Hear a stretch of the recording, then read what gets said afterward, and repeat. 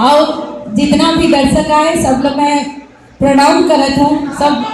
और मिहिर गुठियात हूँ मोना जी, और मोना जी, आप इतनी सुंदर और इतनी अच्छी हीरोइन है और लगातार सालों से रही है। आपके मुंह से ऐसे नेताजी वाले भाषण अच्छा नहीं लगता, सही है ना? आगे आओ। मैं धन्यवाद देना चाहता हूँ और बधाई देना चाहता हूँ योगेश भैया ना। बहुत सुंदर आयोजन, अरुण भैया बहुत सुंदर आपन आयोजन करते हो। ये में कलाकार वाला बहुत प्रोत्साहन देते, बहुत कलाकार है, छुपे हुए कलाकार है।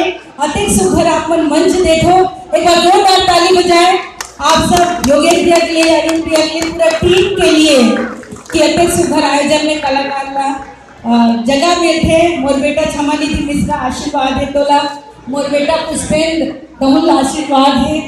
काबरे मन मोला मौसी और मोला काकी कथे, ये बात के मोला बड़ा गर्व है। क्षमानिधि मिश्रा अगर कोनो ने काकी कहा थे बहुत बड़ी बात है, जोरदार ताली बजाओ। छत्तीसगढ़ के इंडस्ट्री में कभी कोई लड़की ला छेड़े बिना वो नहीं रह सके। तो बहुत बहुत धन्यवाद आप सब का, एक बार जोरदार ताली बजाओ पूरे यूनिट के लिए। बहुत बहुत धन्यवाद। आई लव यू काकी।